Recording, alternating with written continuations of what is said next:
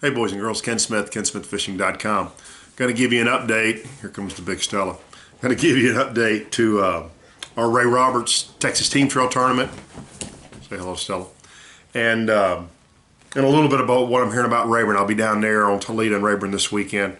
My new boat's in. Looks like I'm not going to pick it up till next week, but I'll have some good videos out for you on the new boat. It's beautiful. I've seen it. It's got something pretty cool on the back of it.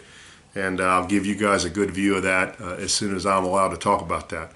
But for right now, so we fished the Texas Team Trail Tournament on Ray Roberts last weekend.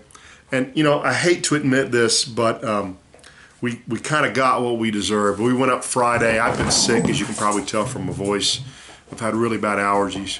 And Friday morning we woke up and it was just pouring down rain. And there was a quick census taken of the two guys that might be fishing that day, and we decided that we did not want to go out and deal with potentially lightning and just being in the rain and me not feeling good, and Dickie was tired.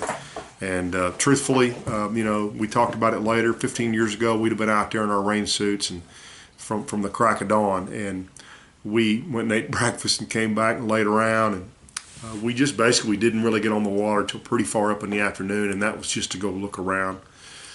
So we didn't do our homework, and we paid the price for it in the tournament.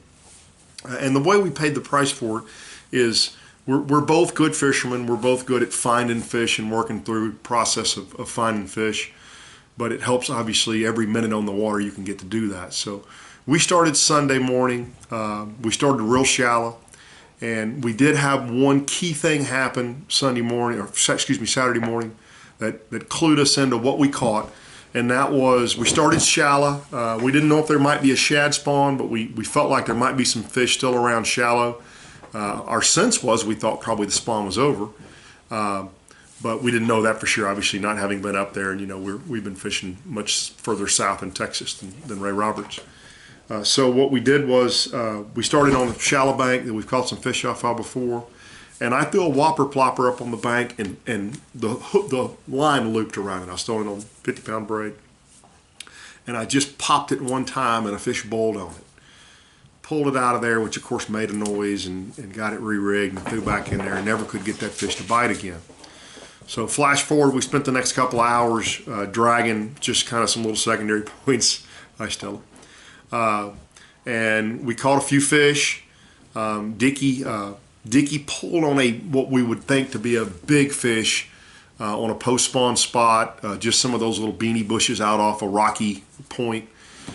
He had the fish on for about three cranks, and the fish came off. We had a bite Friday on a big tree, just flipping a baby brush hog or Cinco one, I can't remember now which, and the fish swam off with it, and we weren't pulling or anything. Actually, we weren't throwing hooks.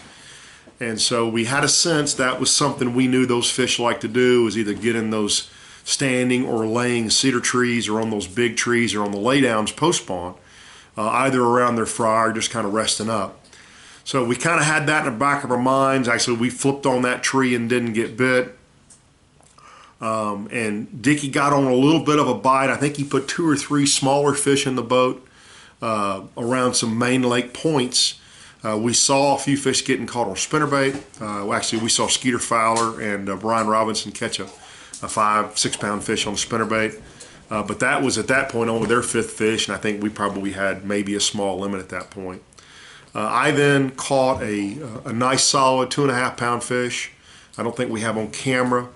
And then I caught about a 4 pounder throwing a baby bass Cinco, 5-inch Cinco, wacky style.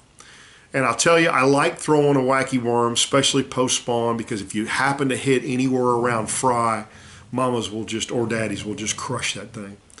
And both those fish, though, I was throwing, because of all the wood in the lake, I was throwing a little circle hook. Excuse me. Sorry, we got dog fights. My 6-year-old Bodie is not real happy with the 10-month-old lab right now, kind of invading space, so we're working out the rules around here. Anyway, I was throwing on that little circle hook with a weed guard. And the truth is, kind of like on a drop shot hook, if you don't get that in the corner of their mouth or right on the top of their mouth, you're going to lose some fish. And the 2 pounder, the first fish I caught him right there. The 4-pounder was hooked down in the mouth, just in the skin. And when I pull on those fish, I'm always really careful not to just pull hard on them, because had I done that on that fish, I certainly would have pulled that fish off. But then a little while later, I flipped on another one of those trees and I lost a big one. I had a fish on that I got out away from the tree out in the open water, and the fish just power surged on me. And I want to guess that was, hey, let's be nice. I'm going to guess that was a 2 to 6 pound fish. I mean, it felt like a big fish to me. I felt the head shake. So we really didn't have much. We kept banging around. We might have had a 8-pound limit at that point. Well, no, I'm sorry. I'd caught the 4-pounder, so we probably had an 11-pound limit at that point. And we kept dragging that stuff. And about 1 o'clock, I looked at Dickie and I said, "We got to do something." And he said, "What do you think we should do?" And we had seen a guy catch a fish that morning that looked like they were sight fishing 400 or 500 yards away from us. And I said, "I think the fish are shallow, and I think we need to go looking." So we did, he said, "Where do you want to go?" And I said, "Well, we know where one is, because I'll bet you the fish that bowled on that whopper plopper this morning was exactly that." So we went over right to this little bush. This bush wasn't in this much water. It's actually the shallowest I've ever seen fish in water. I can see the bottom of this. We've seen fish super shallow, like Conroe or Livingston, where you got some off-color water, or certainly Texoma. You can catch them in less than a foot of water at Texoma in the middle of the summertime. But not having that much time on Ray Roberts, I didn't, especially because the water where we were was pretty clear. I didn't know to do that. And we went over there, and sure enough, right when we pulled up, we saw that fish. And Dickie caught that fish right here. I think I've got footage on that.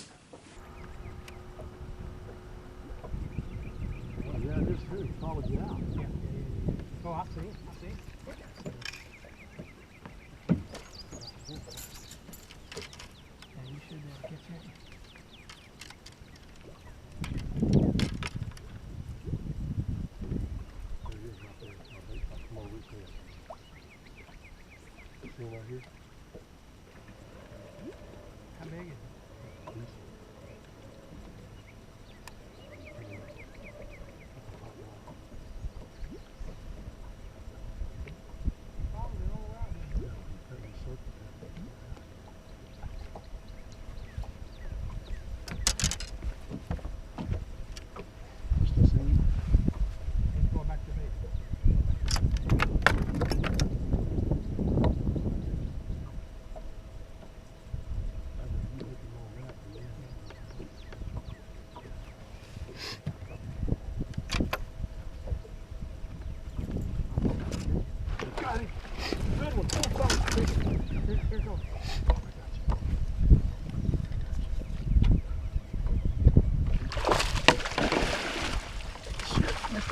Got him that time. That's sick. Followed that top on out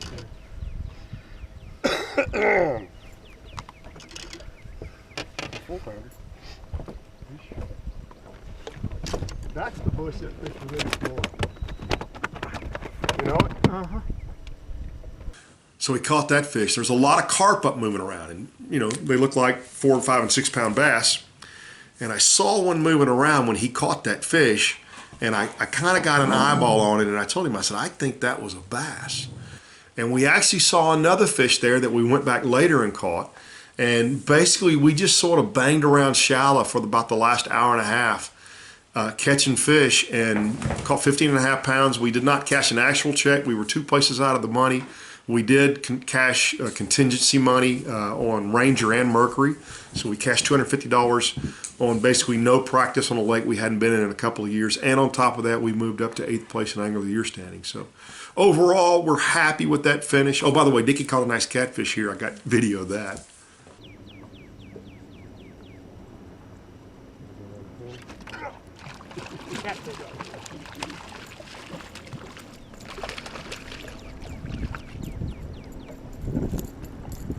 Dickie Newberry, Catfish King.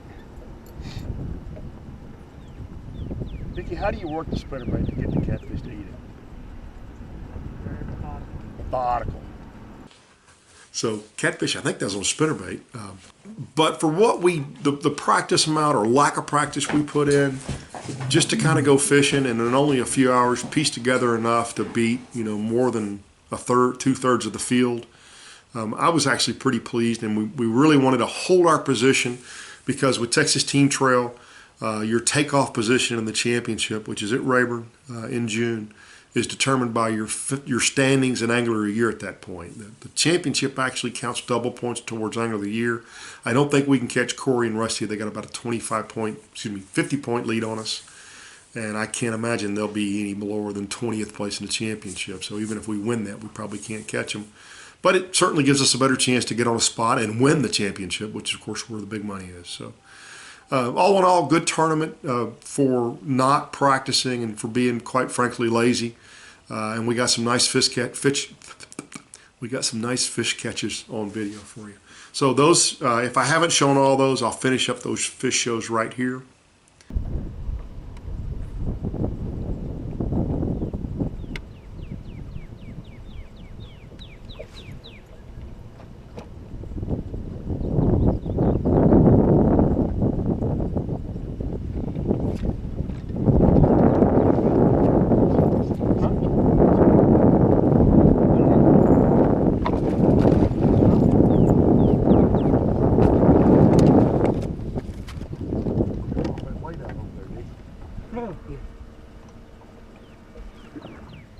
Will you help us?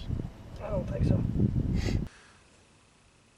And now Rayburn, what we're hearing is shad spawn's in full swing. We're hearing there's a chatterbait bite, there's a spinnerbait bite, there's a frog bite. It sounds like it's a lot of fun right now.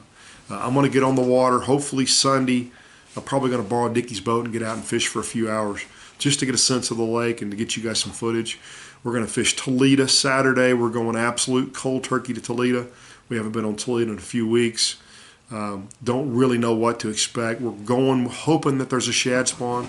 We're going to start up around the hay grass, and you'll either see us whacking them real quick early, or you'll see us out dragging probably and cranking later in the day, trying to crank up some big post-spawn fish on Toledo Bend. So sorry for the squeaky voice, but we'll get some more footage up for you guys next week. Thanks for tuning in and subscribing. Thanks for all the great feedback and all the shares I'm getting, and telling your buddies about my website and about my YouTube videos as well. So give me feedback. Talk to me about what you want to look at or what you want to see. We are going to get out this summer. I think I've got Casey, the owner of 6 Cents, and maybe Brian Shook convinced to go out and do a deep water video with me. I've got a lot of questions from guys about learning how to fish deep. Can't really do it right now because there's not a lot of fish out there. But if I can get those two guys on the water, guys, you got no idea how good a deep water fisherman Casey is. And I think everybody knows how good Brian is from what he and his partner Danny do every year in the spring on all the tournaments on Rayburn. So we're going to get you guys a good offshore tutorial, reading your electronics and how to find big fish offshore through the summertime. We'll get that up. And it's probably going to be a couple months, but we're going to work on that. And we got some other fun stuff coming too. So stay tuned. I think you're really going to like my new boat. It is absolutely beautiful. I cannot wait to get it. It's going to be probably a week before I can get it. I got some stuff going on, but it's cool. It's got something really cool on the back of it, and I'll be sharing that with you really soon. I'm going to give you under the cowling views. I'm going to give you on the water running views, the whole schmear. So stay tuned, and we'll see y'all soon. Thanks, guys.